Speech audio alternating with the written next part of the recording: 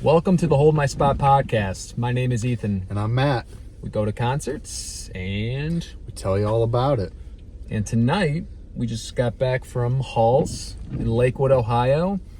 It was a 4-set act. Yeah, buckle up. Yeah, 4 is doesn't sound like a big number in But it is. other context, but in the context of a concert, it's a big number. Yeah, it's a long show. I mean, it started at what time tonight? Like 7? Doors at 7. Doors at 7. First band went on around 7:30. 7:30, yeah. And wrapped up around 11:15. Yeah. It's a lot of hours to be standing on a concrete floor when you're in your late 30s. Yeah, my knees are a little tight. Yeah. But we saw Equipment, the Toledo-based punk rock band. Yep. They went first. Second time this year. Second, yeah, we saw them back at the Grog In our Shop last January. inaugural episode. Season 1, episode 1. One of one. And now they're almost our last episode because we only have one more show for this year. We've come so far together. Yeah. But yeah, that was cool seeing them again. And then we saw Kicksie, Toronto-based indie rock group. Then we saw Carly Cosgrove, Philadelphia-based like pop punk group. And then headlining Ethan's favorite. I got the shirt. Yep. And our loyal listeners know these shirts, they don't get purchased easy. I'm not just buying every shirt that I see. It's true. We're up to what, 3 now? I realized it was 4 when you count the Wu-Tang Clan shirt. Yeah, so Was that the one you bought at Hot Topic or when you saw Wu-Tang? Rock and Roll Hall of Fame. Oh, yeah. Are they in the Rock Hall? I think they must be. Well, I guess if they're selling their merch. It'd be kind of weird if their shirts were being sold there and they're like, nah, you can't. Yeah, I guess I didn't realize that. Wu-Tang Clan, Oso. My sister did make me a Matchbox 20 shirt. You got to count that. Did you all wear matching Matchbox 20 shirts? Different lyrics. But they were the same song? So if you stood next to each other, could you read a couple lyrics here and the next lyric No. on the other shirt? It would have been perfect if it just said, like, I want to push you around. And then hers, I will. I will. It wasn't like a I'm with stupid shirt. No, it wasn't as contentious as you'd want. I'm sorry to disappoint. Yeah, we never did an episode on Matchbox 20. We both saw them on separate occasions. We had you talk about it at some point.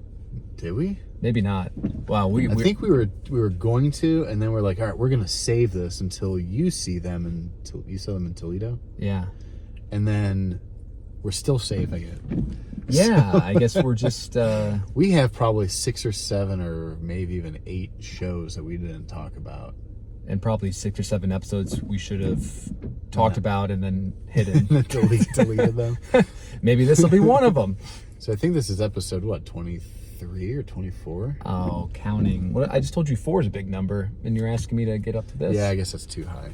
But this will be the second to last episode of season 1, the inaugural season. Yeah. And so it was also headlining Long Beach, New York based. And I mean it's really Jade's project that he has a traveling band for. But yeah, 4-set night. Yep. Where do you want to begin? I guess we better begin at the beginning, right? So traditionalist, okay.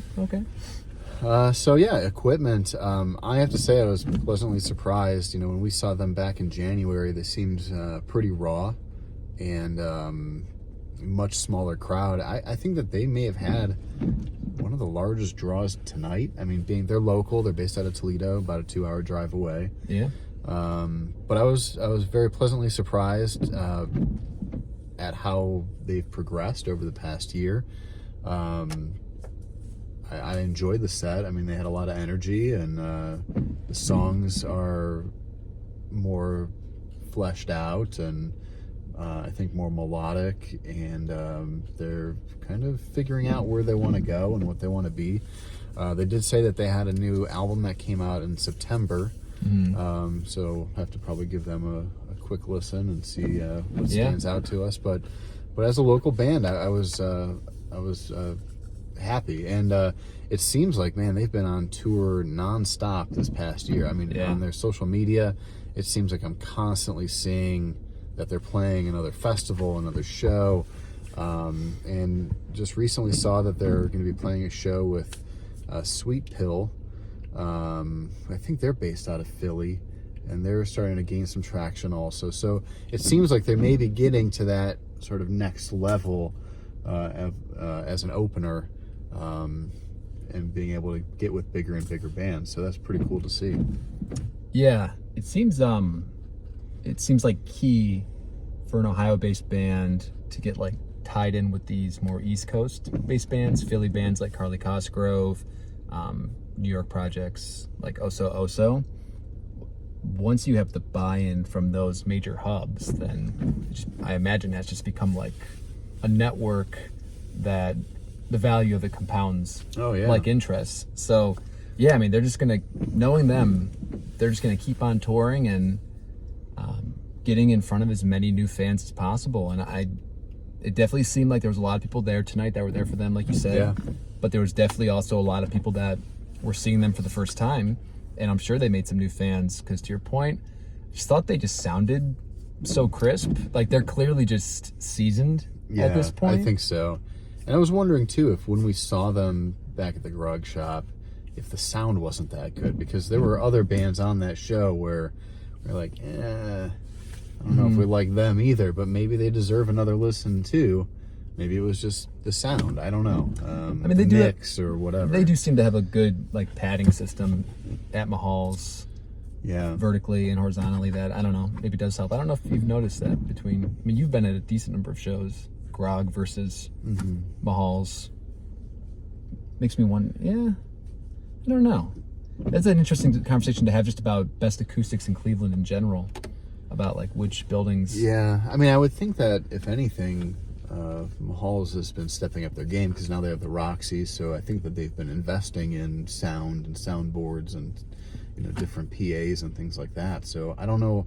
I didn't realize if there was anything new in the old room, the small room, but it wouldn't surprise me if eventually they're going to start revamping some of those things if they haven't already. And having better, people manning the soundboard, sound engineers. Yeah. So that goes a long way. Yeah. Oh, highlight of the set when lead singer said, "This song." Yeah. Great segue. This song's about getting drunk off your ass. And then the opening line of the song is, "I got drunk off my ass." Yeah. I love stuff great. like that. So yeah, good set.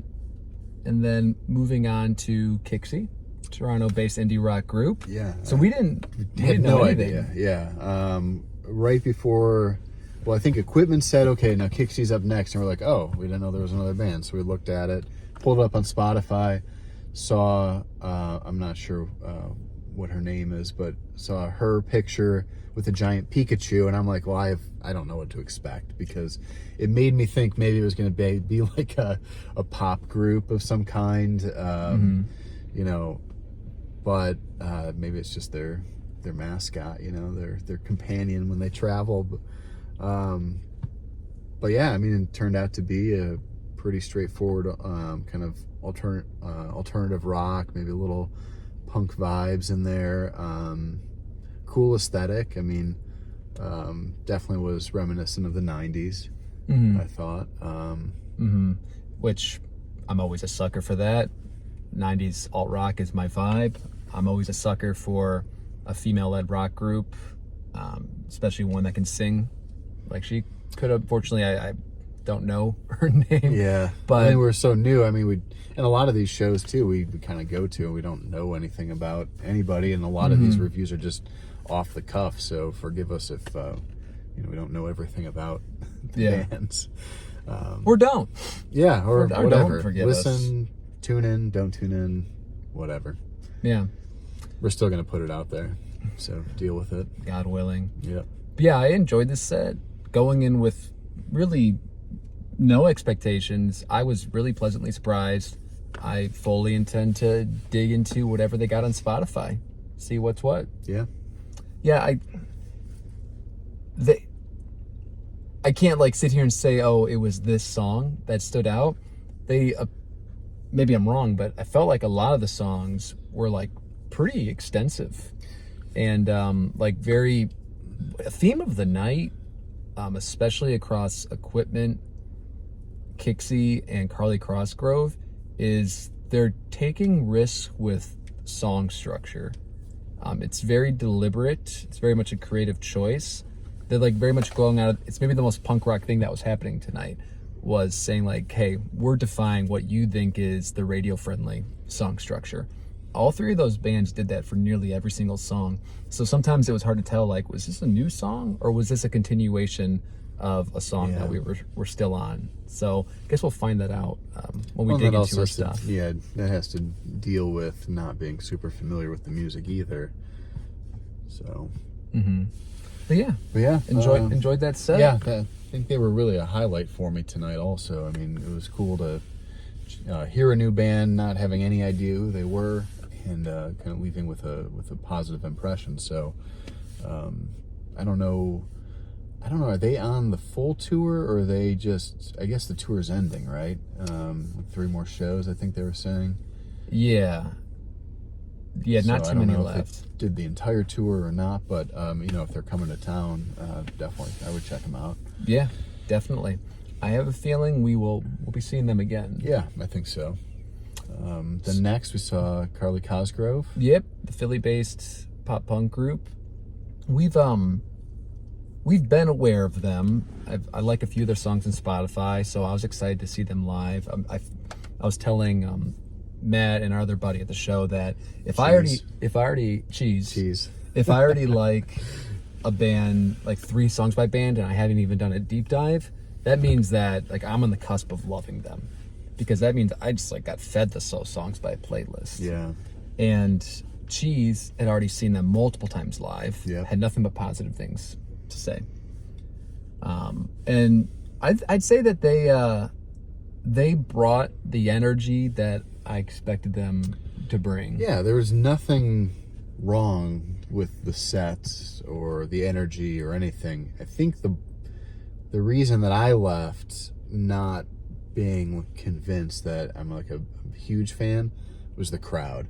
I think the crowd wasn't feeding into the set, and maybe a little vice versa, but the band did great. I mean, they sounded good. The songs were catchy. But there was just something missing tonight.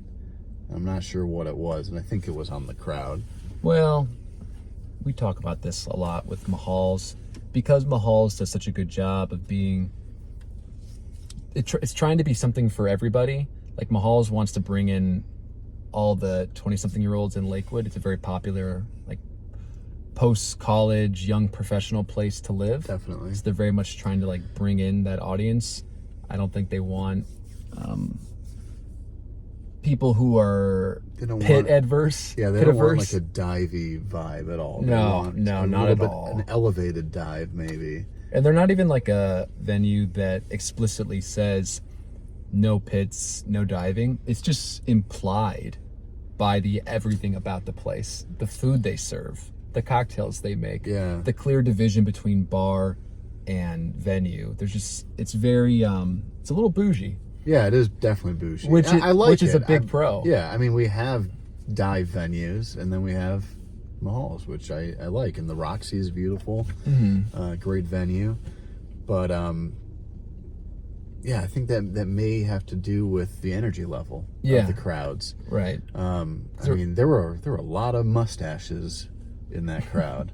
A lot of mustaches. Yeah. So definitely a very trendy, bougie venue. And then connecting that back to your point about something that may have been missing, there were several songs that at different venues I can imagine just a massive pit. Yeah. It was just about ready to be a pit in a couple of those songs. It was palpable. I'm like, okay, it's about to be a pit. We got the people jumping, we got the people moving, but there was no pit. I think that's so impressive though, because this place can't create pits. And we almost got one there. Yeah, almost. We were like on the cusp, and I was almost moved to just push Ethan into the people in front of us to get the pit going, because that's all it would have taken. Of course, Matt. That's all we needed. Would sacrifice me. Matt over here criticizing the crowd for not bringing the energy as he stood there with his arms folded the entire night, observing, this crowd's really not bringing it. Yeah, you're not wrong. But do I think that I love Carly Cosgrove now? I guess I fit in really well there. Yes, you are Mahall's target audience. Yeah, true. No mustache, just a beard. Very gray beard. You can just shave all that. You'll be fine. Yeah, just get in vision. Okay, don't shave that. Maybe keep that, actually, now that we've seen a sneak preview. Yeah. But do I love Carly Cosgrove now? No. Will I listen more?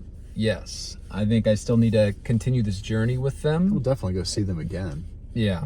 I'd love to see them next door at the Roxy. Yeah. I think that'd be great. I liked their merch. I liked the Sasquatch with the target. I don't know what that has to do with any of their music, but I just like their vibe. Eye-catchy. I like their vibe. They're just a three-piece. Yeah, I didn't know that. They had a big sound for a three-piece, I thought. Huge sound. They pack a punch. But yeah, cool set. Glad we get to see them. I'm certain we will run into them again, since they are very much intertwined in this scene that we are intertwined in. And that brings us to the headliner. Yeah, Ethan's favorite band. My dude. Yeah, Oso. And this is what? How many times have you seen them now? It was just the second time. Just the second? Was the first time earlier this year? Was it all yes. this year? Yeah, it was mid-January. They were openers for Medzingers at the House of Blues. Oh, yeah. Yeah. I did not stay for the headliner. So I kind of got what I needed. Yeah. It was really cool getting to see them headline tonight, because what bummed me out about seeing them last time is that everybody was there for the Menzingers. Nobody knew the Oso songs. Nobody was really reacting to it. I felt like it was just me reacting to it, which is, I don't know, not super fun for me. The part I enjoy most about concerts is the communal nature of it, like sharing that experience with someone. And got that tonight.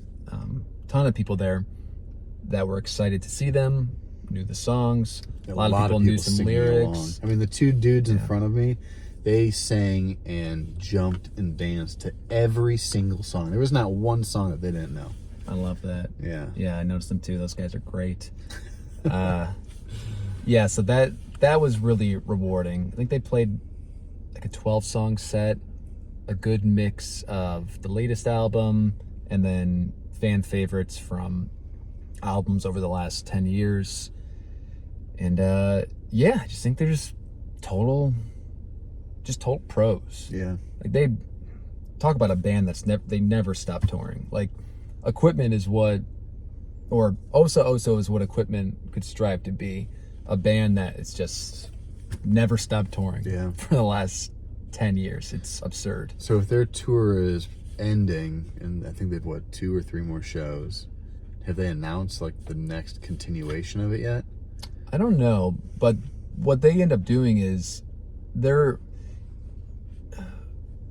headlining is actually like the minority for them when it comes to what their touring schedule looks like. They just end up getting attached to so many different tours of like bigger names in the scene. And that's beneficial to them. I mean, first of all, they have to prove that they can be out on their own and have an audience. Mm-hmm. So that's the currency that they're selling to a bigger band. Like, hey, we've toured in Cleveland and Cincinnati and we had these numbers. You should add us to your tour because we can pull for you. Yeah. So yeah, they're super well connected in the scene. Like, they'll tour with the Hotelier ever tours again. They get to tour with them. They were just in Japan with the Hotelier and one other big group in the scene. I'm forgetting the name, but they're all good friends apparently. That's cool. But enough about my take on it. No surprise. Oso fan likes Oso set. Yeah, breaking news. You're fairly new. Yeah, fairly new. I think maybe when you saw them the last time, you recommended a couple songs and I listened to them. I don't think I've listened to any of their music since then, so it's been almost a full year. They were good. I mean, for me, they're not my number one band, but they're solid. I mean, I liked the vibe. I liked the songs. I think I may need to purposefully listen to the albums and not just go to a show and kind of hear all these songs for the first time, because to me they kind of sounded a little similar, and I don't have that same like background that you have that makes you a fan. And I think that is what makes you a fan, when you have an experience, and whether it's at a show or with an album. I had none of that, but I did leave. Typically, it takes me a little bit of time after a show, if I've seen a band for the first time, listening to their songs after the show, and then being like, oh yeah, that show was great. Even though maybe in the moment, I'm like, the show was okay. That's what happened with Hotelier, right? That's what happened with Hotelier, and that's even what happened with Petey. So ever since the Petey show, I've been listening to them a lot, So maybe I'm a little slower on the uptake of some of this, but I do come around. But he is capable of change. I am. And I think I would come around with Oso also. I think there's some songs that I feel certain you'd come around on. Maybe not the full catalog. He very much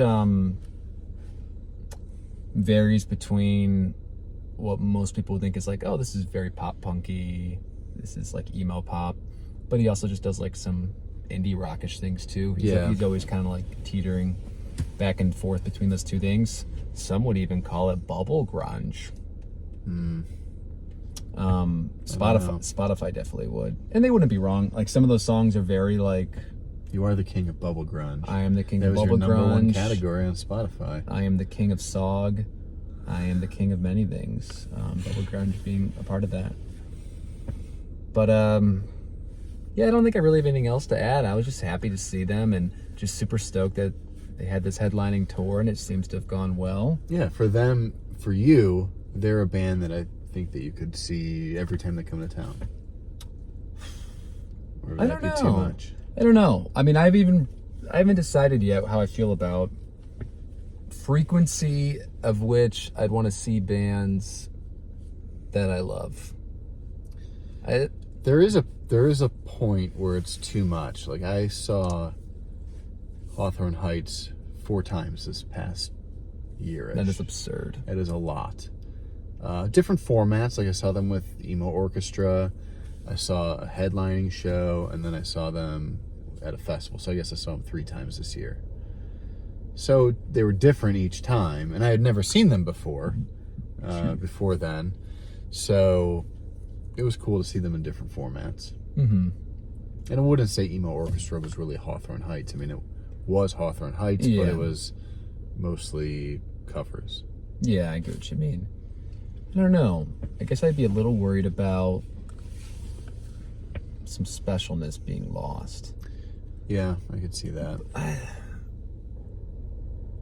It's really tough imagining it for bands where the crowd experience isn't how you dream it. That Hotelier crowd experience is exactly how I dreamed it. Yeah, that was good. But, and you'll never get it again.